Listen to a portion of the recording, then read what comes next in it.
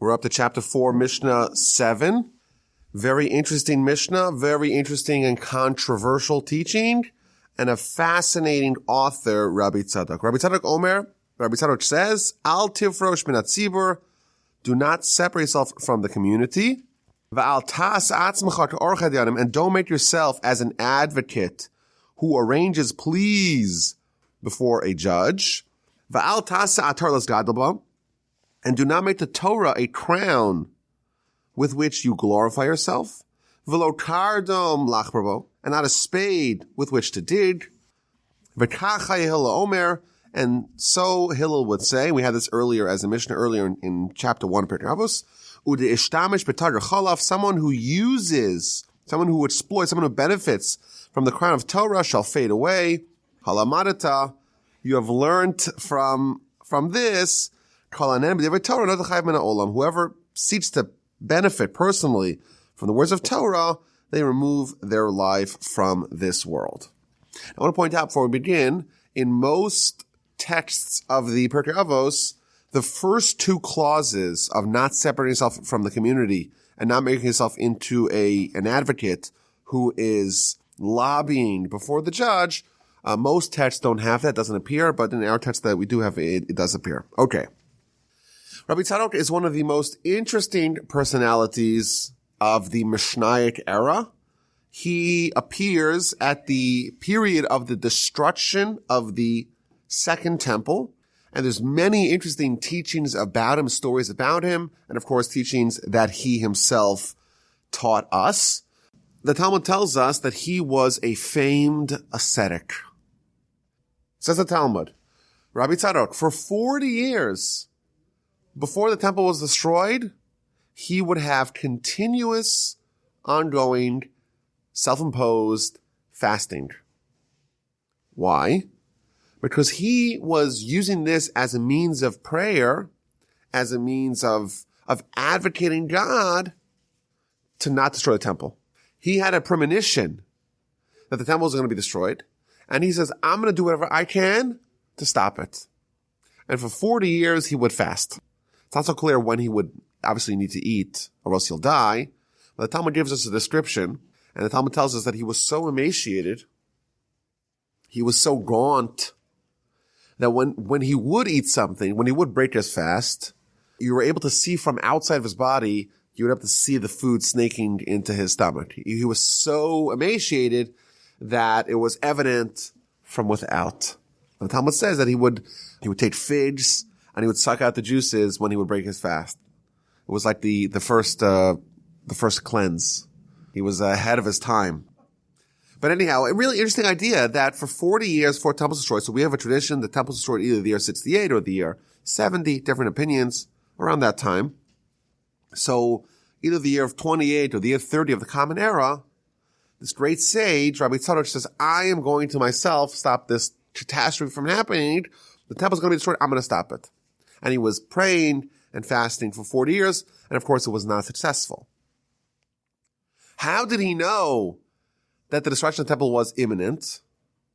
So maybe there's different answers to this question, but the Talmud tells us that for 40 years before the temple was destroyed, a lot of bad things or a lot of signs and indicators were present that it was going through its last hurrah. And the miracles and the presence of God that was always there was already fleeting. And he gives a list of things that would happen. Number one, on Yom Kippur, the high priest would draw lots. He would have two identical goats. One of them is going to be brought as a sacrifice for God, and one is going to be the scapegoat. It's going to be thrown off a cliff, and it's going to be the recipient of all the sins of the Jewish people, and they're all going to die with that scapegoat. Identical goats, and he would choose lots, and he would pick out lots at random, place one on this goat, place one on that goat, and that would determine which goat was destined for the altar and which one of them was going to be thrown off a cliff, the scapegoat. For years and decades, it was a sign that the Almighty is finding favor in the Jewish people when the right hand of the Kohen, the right hand of the priest, the more dominant hand, would have the lot for God. And that would indicate that God's happy with us. For the last 40 years before the temple was destroyed, never once did it happen. The name for God always came up on the left side, on the less dominant, and that was already a sign, a harbinger of bad things to come. Moreover, when they would do this process, they would tie a crimson string in the temple, and one of them actually where they threw the animal off the cliff, and that would miraculously turn white. And that would be the sign of the transition of God, so to speak, harboring our sins and wanting to punish us as a result. And then there's the cleansing, the expiation, where all the sins are removed. That ceased happening 40 years before the temple was destroyed. The westernmost candle of the menorah for years and decades and centuries was continuously lit. It was a miracle, ever-present miracle. That ceased 40 years prior to the destruction of the temple.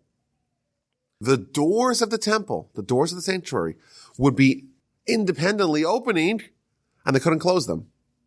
And that was, again, a sign that there's going to be foreign intruders coming in, and there's nothing we could do to stop them. The doors are not going to hold. And that was so bad, that was such a disheartening indicator that the great Rabbi Yochanan ben Zakkai, who was the leader of the Jews at the time, he started screaming at the doors. And he would say to them, I know there is a prophecy that you're going to be destroyed, but it's not your job.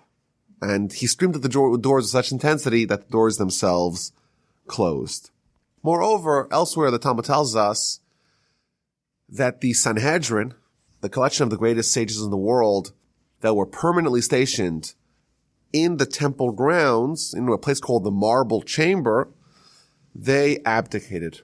They voluntarily left the temple grounds and moved to a different neighborhood in Jerusalem initially, and eventually moved to a town of Yavne, far away from Jerusalem.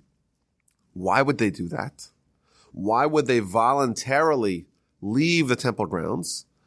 So Talmud tells us that this was a result of them being too busy. The law states that so long as the Sanhedrin is in the temple, is on temple grounds, capital punishment can be enforced all over the land. Whereas the second that the Sanhedrin abdicates, they leave the temple grounds, no court of the land can adjudicate capital punishment.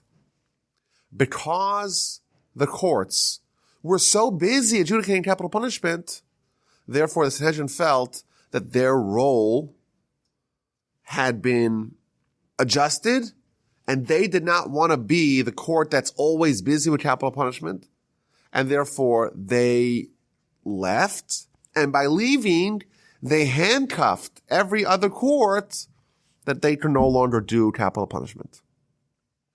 The mandate to do capital punishment was only so long as the Sanhedrin was in the temple. Once they left, no one else could do capital punishment. But again, that was a sign that 40 years before the temple was destroyed, there is a trajectory, there's a change, there's a shift. Now things are heading in the wrong direction. Of course, the temple is destroyed, and it's destroyed after a prolonged siege of Jerusalem. This is the period that's known as the Great Revolt. The Jewish people mount a revolt, the Romans fight back, and they systematically take over the land and commit horrific atrocities throughout the land, as they were wont to do. And the final showdown, of course, happens in Masada a couple of years later. But the most important edifice, the most important stronghold is, of course, Jerusalem. That's where the temple is. The city is engorged with Jews, but the city is besieged by the Romans, and that caused tremendous suffering in the city walls. The Talmud tells us that there were actually storehouses of grain and wood. They had the provisions for 21 years. Jerusalem had a good water supply, good water source, and it had plenty of food. It could have withstood a 21-year-long siege, but there were factions amongst the Jewish people that wanted to fight the Romans. Even though, of course, that was suicidal, but they wanted to do it nonetheless. And therefore, they sabotaged the supplies of the city in an effort to force the Jews, the rest of the people's hands, to go fight the Romans. But instead of achieving that, they just achieved widespread hunger, widespread starvation, people dying in the streets, people trying to forage for food outside the city and being killed in a horrific way, being crucified.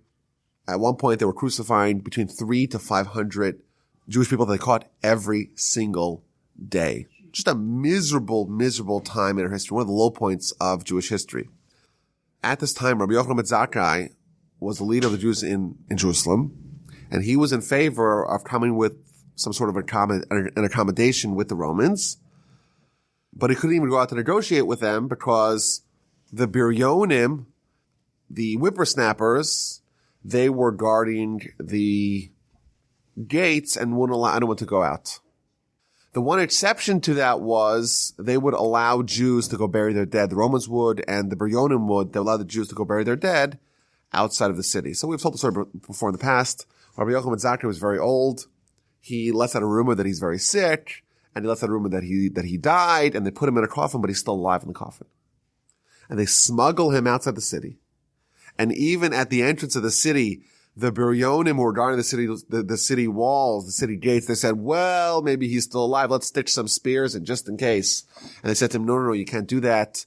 You can't disgrace the body of the great sage. Eventually, he is smuggled out of the city. He goes and he meets Vespasian, who is the Roman general overseeing the siege. And they have this really interesting encounter. And Rabbi Zakkai is so impressive that he grants him the three genie requests.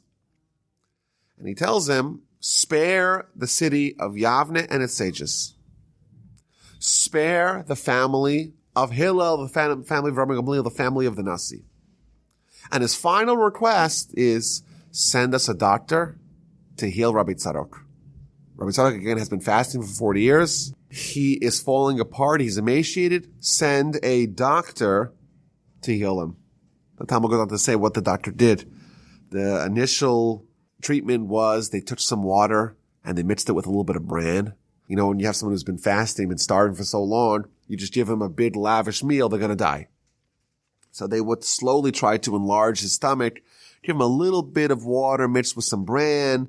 The next day, they added some flour and some bran in the water in the little porridge that they gave him. And then finally, they gave him some water with some flour. And bit by bit, slowly by slowly, they nursed him back to health.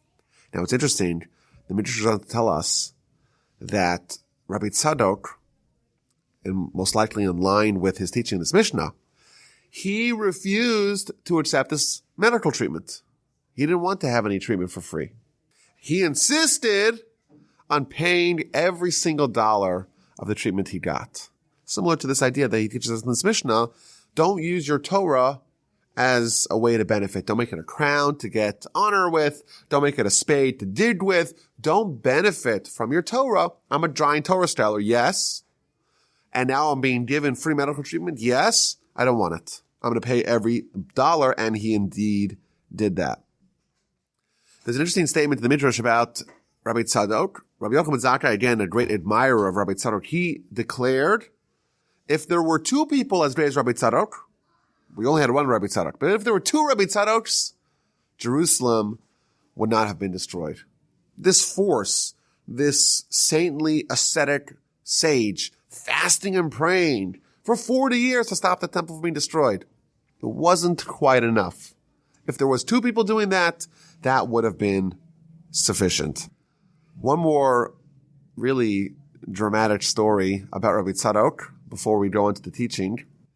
The Talmud Book of Kiddushin, page 40a, tells us a seemingly very bizarre teaching. Rabbi Tzadok was propositioned by a Roman noblewoman. And he responded to her, my heart is weak and I'm incapable of doing what you want me to do. Is there any food that you could give me to strengthen me? So again, he's being propositioned by this Roman noblewoman. He says he's very weak. He needs food. Now, we could imagine why he would need food and why he's weak. He's someone who's fasting. He's someone who's praying the whole day. And he's obviously very weak. He can't perform. So she responded to him, yes, there is some food that I have, but it's non-kosher meat. That's the only food that I've got. So he responds to her, well, what difference does it make? We're about to engage in this forbidden act. What difference does it make if I eat this forbidden food? So she takes the food and she places it in the oven. We're going to cook this food. And suddenly, the great rabbi jumps in the oven himself. Now, why would he do that? She says to him, what are you doing? So he responded to her, whoever does this gets put in this, i.e., whoever is about to do the sin that we're talking about is going to be put in Gehenna, is going to be roasted in hell and purgatory. And therefore, I'm going to jump in the fire already right now.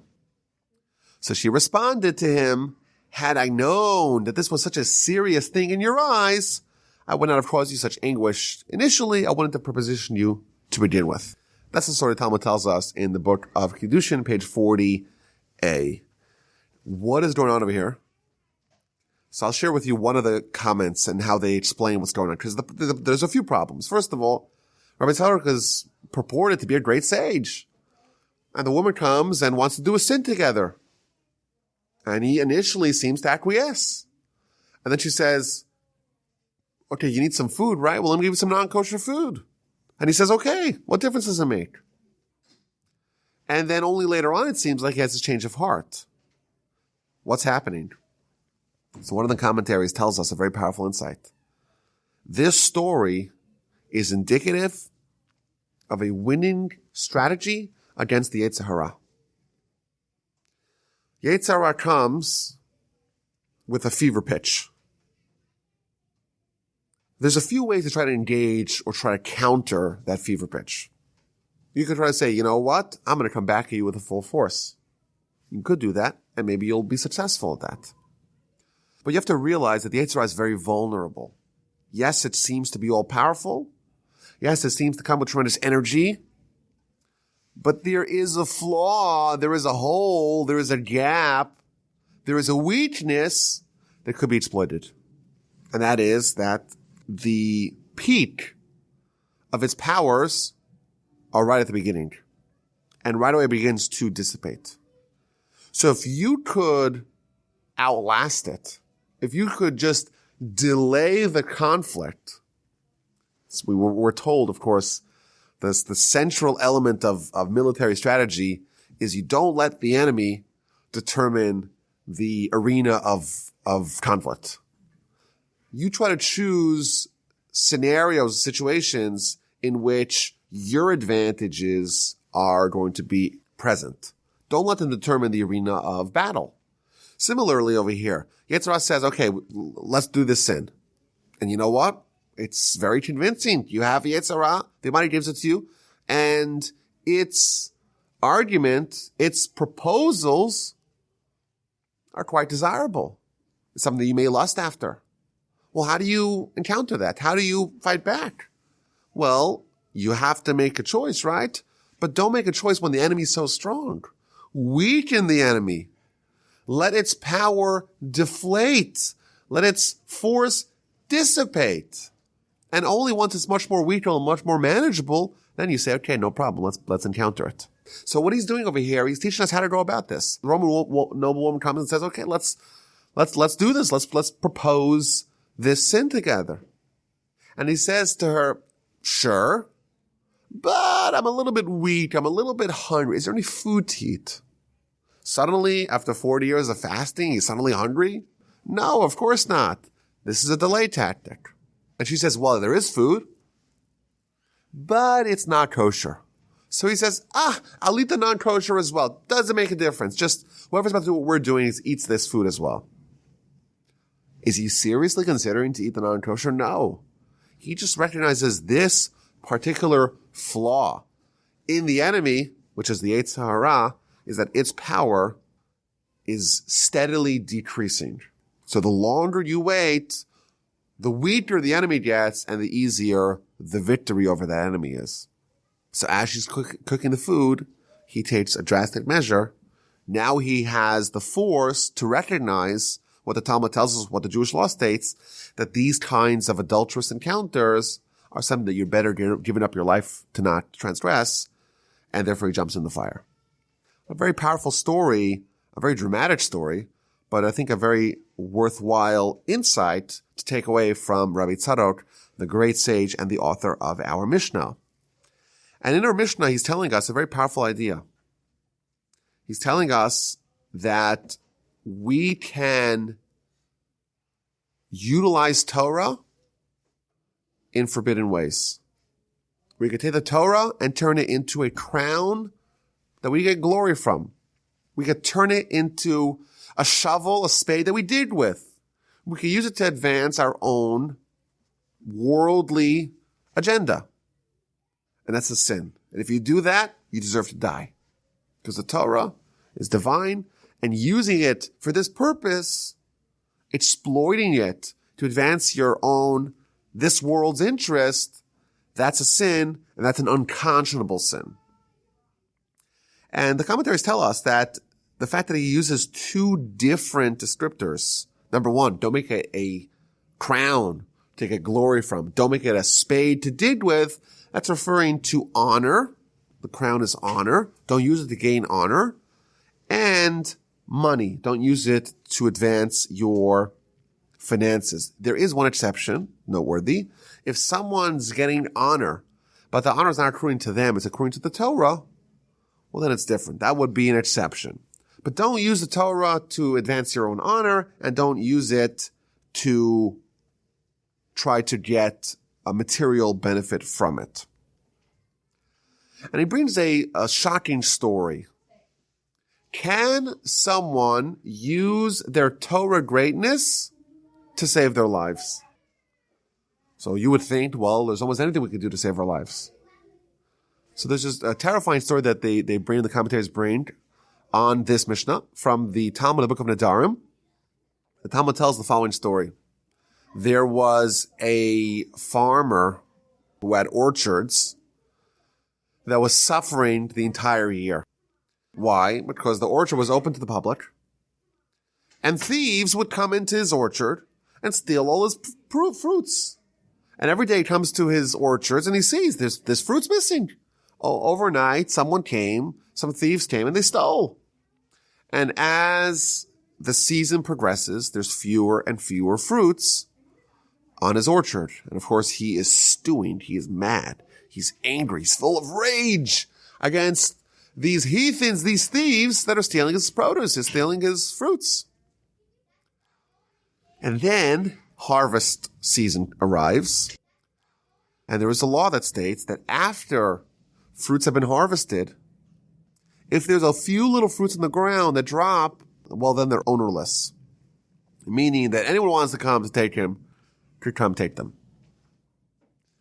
So at this point, one of the great sages of the Talmudic era, of the Mishnaic era, Rabbi Tarfon, he happens to chance by this field. And it's after the harvest season. And there's a few small little fruits on the ground. And he says, these are ownerless. That's the law. So he bends down to try to grab some of those fruits. But guess who's watching him? The owner's watching them. And the owner's like, I finally got those thieves. And he runs over to Rabbi Tarfon and starts beating him up. And puts him in a bag, a sackcloth, and starts dragging him down to the river. He's like, this thief, I'm going to put him down finally. So he's grabbing him to the river, and he doesn't realize that not only does he have someone who's completely innocent, because this is not the same thief that's been stealing from the whole season, he has one of the great sages of the world trapped in his bag. And Rabbi Tarfon, as he's stuck there in the bag, realizing that his fate's about to be sealed, he starts screaming out and he says, woe to Tarfon, you're going to be killed. And this landowner hears it. He's like, oh my goodness, what did I just do? I just grabbed the great Rabbi Tarfon and put him in my bag. He drops the bag and hightails out of there. And the postscript of the story is, every day for the rest of his life, he would regret this story. His life was in danger, yes. But what did he use to save himself? He used his own Torah. He invoked his name, the great Tarfon. He's going to be killed. What he should have done is he should have said, I'll pay you for it. He should have said, I'll give you tons of gold and silver. He shouldn't have invoked his Torah greatness as a means of saving his life. And the Talmud goes on to say, it's possible that as a result of this story, he may have lost his world to come. That's how severe this story goes. And obviously, this seems to dovetail very nicely with this teaching that you cannot use your Torah for any personal benefit. Now, if Rabbi Tarfon did not have any money, then he would clearly be allowed to save his life using his Torah greatness. But because he had an alternative, and instead of using money, he used his Torah greatness, he was mourning, yet he was trying to repent, trying to atone for sin for the rest of his life. I had an interesting dilemma. Once when I was coming to the Sunday class, I was stopped by a cop. I was speeding. And I said to him, listen, I'm going to teach a Bible class. I'm a little bit late. Could you let me off the hook? And he said, okay, sure. So my question was, did I make a mistake? Because am I invoking the Bible class and the fact that I'm coming to teach the Torah class, is that a fair use to get off the ticket? Maybe I violated this law. But I didn't say to him, listen, I'm a great Torah scholar. I said to him, I'm going to teach a Torah class, and you know what? If you write up the fine, you write up the ticket, it's going to delay the class, and everyone's going to be waiting. So I feel like I'm still maybe okay. Maybe. I don't know. So this is a really interesting idea, and this is the epicenter of one of the most ferocious debates amongst the commentators. This particular question. To what degree should Torah scholars be compensated for studying Torah? Some of the commentators are going to say that the answer is nothing. A Torah scholar should not be paid nothing. Because after all, don't pay someone for their Torah, don't make the Torah a spade to dig with. Others say that no, there are some workarounds. That's not what the Mishnah actually means. There's benefits for the community that the Torah scholar conveys, and therefore it's not only okay, but it's mandatory to support the Torah scholars. This is why it's such a controversial and fascinating Mishnah, because each one of these sides is going to present very long and very persuasive essays to prove their point. But I want to discuss the idea on a higher level. What's this idea that if someone uses the Torah for their own benefit, that's going to condemn them either to die, or they should lose their world to come? What's this idea that it's so bad to use the Torah for your own personal benefit? So the Maharal, one of the great commentators, of course, he explains this in, I think, a very powerful way. We know that the human is a confluence. It's an amalgam of opposites. We have the holy soul and we have the very unholy body. And those two are married together. They're forced together even though they're antithetical to each other. They're opposites. We, of course, can't connect to Torah, and we can connect to God. By doing that, we're connecting with our soul. We're living more as a soul and connecting to God, because our soul is from the spiritual planes, and it can have some sort of touch point. It can have an interface with the spiritual world. However, our body, the other unholy part of our amalgam, of our cocktail, if you will, that cannot have any interface with God or with the divine. And he gives some examples. We know there's a verse in Scripture, man cannot see God and live. Why? Because so long as man has a body, that is a clash with the divine, and therefore there's no way for that to exist. It's going to overpower the spiritual experience, it's going to overpower the physical experience, and it's going to just burn it out. Similarly, he brings a verse in the book of Judges that talks about Samson's parents when they meet the angel. They're terrified they're going to die, because in the physical world, when there is a clash with the spiritual world, the physical world is going to be just burned to pieces. Similarly, over here, when you have Torah, of course comes from the spiritual world. Torah is the knowledge of God, the wisdom of God. And yes, we can connect to Torah, but really we're connected to Torah with our soul, with our spiritual halves. What happens when I try to merge the Torah with the mundane? I say, hey, I'm a great Torah scholar. Give me a job. I'm a great Torah scholar. Give me a raise. I'm a great Torah scholar. Pay me. Give me a stipend. I'm a great Torah scholar. Accept my kid to college. Whatever it is, I'm trying to benefit from the Torah in the mundane world. In effect, I am creating this clash, and it's going to create this explosion that's going to kill me. It's almost like, you don't shave in the shower, or don't take a toaster and put it right next to the bathtub. Why? Because when those two meet, they're not meant to meet. And when they meet, there's going to be an explosion and you're going to die. Similarly, the Torah is from a different realm. You bring it to this mundane world, it's going to be an explosion and you're going to die.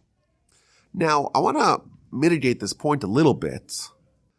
It's very important to stress someone cannot benefit from the Torah. But suppose you have a situation where they're benefiting not from the Torah, but the Torah scholar is benefiting, but not from the Torah itself. So the example Rabbeinu Yonah gives is that when someone sees someone that they like, they see a celebrity, not a Torah scholar, just a regular person, but who's a celebrity, they want to give them honor. And they want to give the Torah scholar the same honor. That's okay. Because these are people who are not appreciative of the Torah. They just see someone who's a special person. And therefore, they don't acknowledge the Torah by evidence of the fact that they're acknowledging the celebrity. The celebrity has no Torah. They just see the Jewish celebrity, and they want to appreciate the celebrity of that person, but not the Torah. They don't have an appreciation of Torah. Because only when someone has an appreciation of Torah, and therefore they want to benefit the person who is the bearer, the holder, the receptacle of Torah, only then is it a problem. Whereas if someone just sees someone who is an honorable person and wants to give honor to the honorable person, they would give honor to the other person who is honorable, but for very different reasons. Well, then it's okay for the Torah scholar to receive this benefit. Another point to maybe attenuate this idea, the Ruach Chaim, Rabbi Chaim Volozhiner, points out that it's using terminology of doing something. Don't make the Torah a crown. Don't take it as a shovel to dig with. It's in the field of action.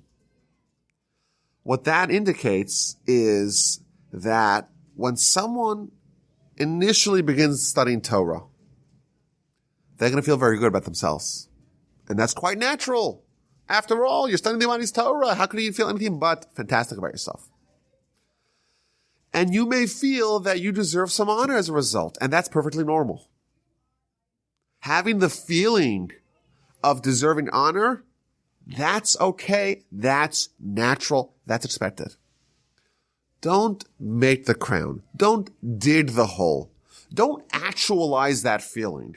As you get deeper and deeper into your Torah study, you're going to mature to recognize that I don't want to use the Torah. I don't even want to use the Torah for my own personal terra firma advancement. It's a silly way to use it. It's silly to cash in on the Almighty's Torah to get, to get some sort of earthly benefit. And therefore, what it's indicating here is that, yes, when someone starts studying Torah, it's quite natural for them to have the feeling that they should get some sort of kickback as a result, but as they mature, they're going to realize that no, there's much bigger fish to fry. There's much bigger things about it. Don't actualize that desire by making it into a crown or by making it into a spade, a shovel to dig with.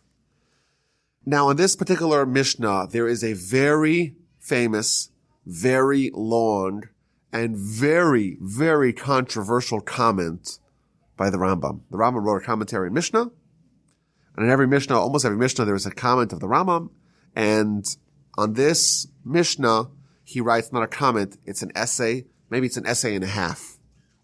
And he starts off his comment by saying that I know what I'm going to say is going to be unpopular. I know it.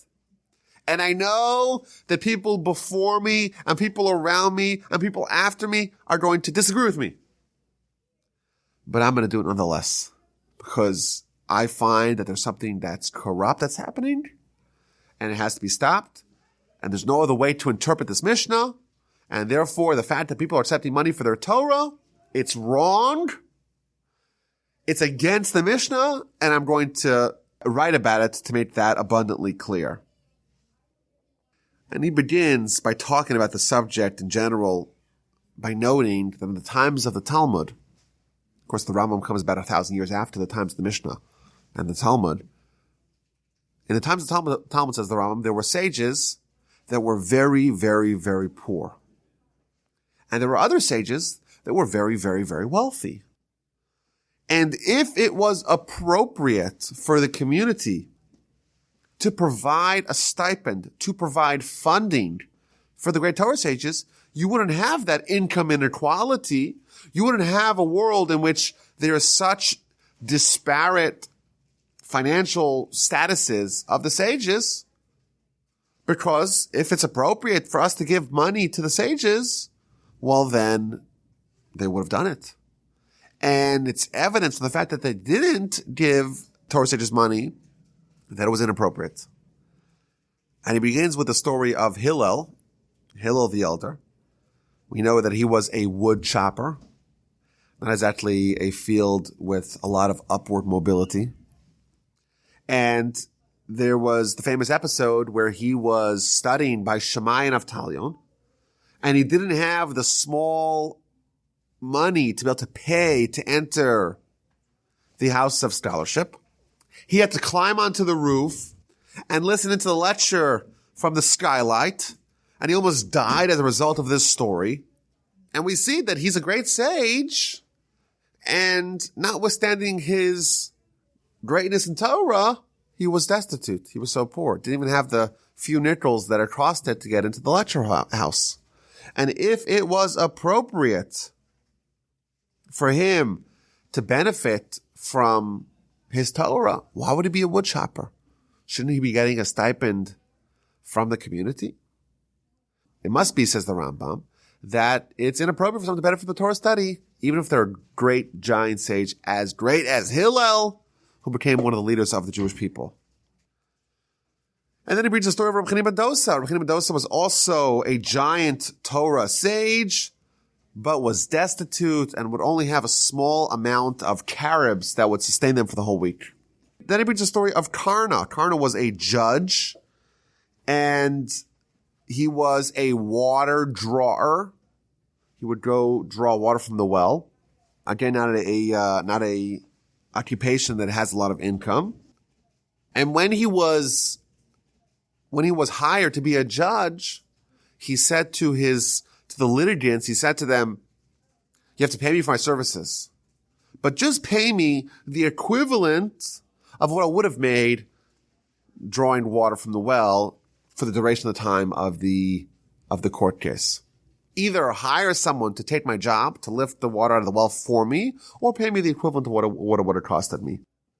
Again, we see that there was a resistance, or there was even a prohibition against accepting money for Torah services and for Torah sages. And the Rambam explains why. What's the problem with it? Well, if people start accepting money for Torah, then Torah is degraded as a discipline amongst other disciplines. Well, we have the mathematician, we have the scientist, we have the researcher, we have the scholar in some other worldly field. Oh, we also have the Torah sage. There's the Egyptologist. There's someone who's studying Latin.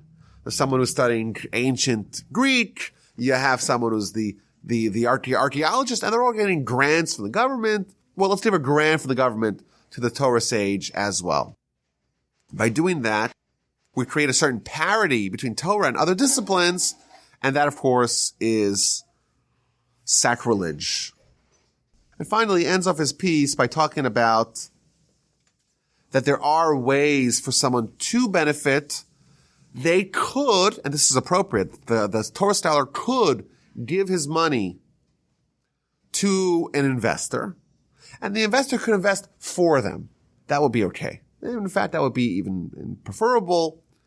And he goes on to say how the Torah scholar's money, that takes precedence. So if there's good product available, the Torah scholar should be able to get first dibs. He should be able to sell it first as well. The Torah scholar is exempt from certain taxes. These are all okay. But the idea of receiving a stipend, that is not okay. Now, I want to stress that this is not referred to someone who's actually teaching Torah. If you have, let's say, someone who is teaching children in a school, no one's arguing that they shouldn't get paid.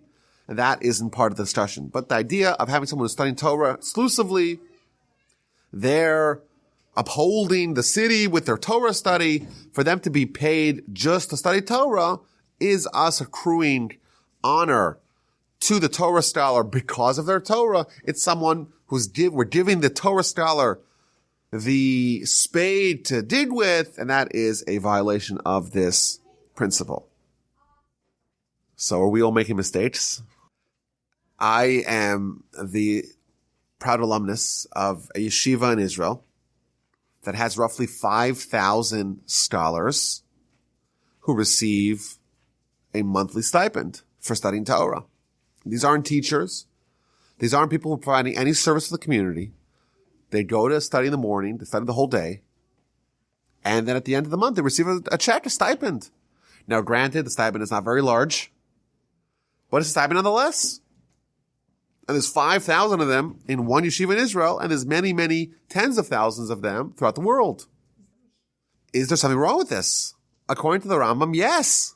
The Rambam is of the opinion that accepting money for Torah study when it's not connected with any sort of service, or you're not teaching, or you're not teaching children, you're not teaching members of the community, you're just studying Torah, that's a problem, says the Rambam. And the problem is that he is the only opinion that takes a very strong stand on this. And in fact, all of his contemporaries, and even the sages that came after the Rambam, normally there's a certain hierarchy that you don't argue with the sages that preceded you. There's a certain idea of the idea of precedent. You're not going to argue in the Rambam. But the Kesef Mishnah, it's authored by the Bet Yosef who wrote the Shulchan Aruch, Rabbi Yosef Karo, he launches a very, very long and very, very detailed rebuttal of this Rambam. He says the Rambam made a mistake. And actually, not only is it okay to accept money for Torah study, it's actually mandatory. And he goes line by line arguing the Rambam, and he says, when Hillel was a destitute woodchopper who was wallowing in poverty, that was before everyone knew who he was. He was some random person who came to study. No one recognized that he was a great Torah sage. Once he was recognized as a great Torah sage, he became the Nasi, became the titular head of the Jewish people. Do you think it was still woodchopping at that time? Of course not. He'd received a stipend from the community. And they go bit by bit, every line disagreeing with the Rambam. And he ends off his piece, and he says, because this is a questionable halachic matter, there seems to be evidence on both sides of the matter, our law follows the custom. And the custom is, amongst all the sages of Israel, before the times of the Rambam and after the times of the Rambam, that was the custom that they would accept a stipend from the community. And if the law is indeed like the Rambam, clearly there is a precedent for violating this law. And this is based upon the idea of there's a verse in Psalms that says, sometimes it's a time of action. It's a time of action because otherwise the Torah will be forgotten. Rabbi Judah the Prince, he violates the law that says you may not write down, you may not codify oral Torah. How does he violate the law? The answer is if he didn't violate the law will be forgotten.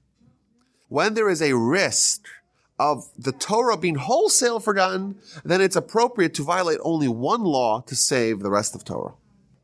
Similarly, maybe the law is like the Rambam, but if we followed his ruling, Torah would have been, God forbid, forgotten from the Jewish people, and therefore it's okay to swallow this bitter pill, pay those 5,000 students their stipend, but at least Torah will be perpetuated. And yes, maybe the Rambam is right, but so it doesn't even matter. Even if he is right, this is a case where we would be allowed to violate that law in order to allow Torah to flourish. So that's that. Very interesting personality, the personality of Rabbi Tzadok, a great sage from the critical era of our history. He is the one who is putting it all on the line to save the Jewish people. He himself does not want to benefit at all from anyone. He doesn't even accept the medical treatment that's provided to him. He has to pay, he insists on paying it.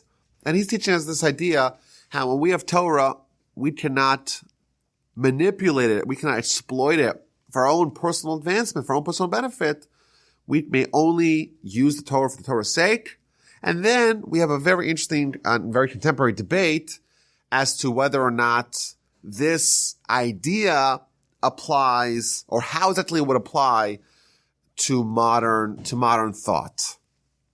Certainly according to the Rambam, it's a zero tolerance policy. You cannot use your Torah in any way to advance your personal agenda. According to others, according to the more mainstream opinion, it would be okay, provided, of course, if someone's independently wealthy, then they shouldn't collect the checks, destined to keep the Torah scholars alive.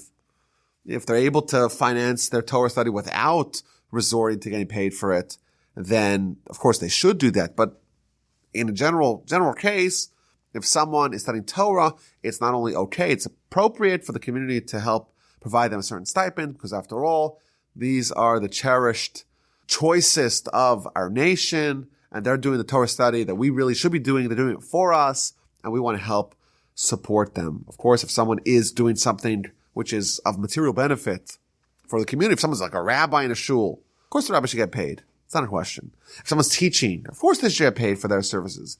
But if someone's just studying Torah, the Torah is their craft, is the words of the Talmud. Someone like that, everyone agrees that they're given certain exemptions. The Rambam tells us that they're exempt from certain poll taxes, they're exempt from conscription in the army, they're exempt from various other taxes that were present. It's preferable if they're in the business, in the marketplace, they should be given priority. Their goods should be presented first. They should be given first dibs at buying goods. But as to whether or not they should be given a benefit from their Torah study, it's a matter of dispute. The Rambam says absolutely not. Categorical opposition, even though he knows that everyone disagrees with him. But the accepted opinion is that it's actually very laudatory. It's very praiseworthy if someone's able to support the Torah sages in their studies.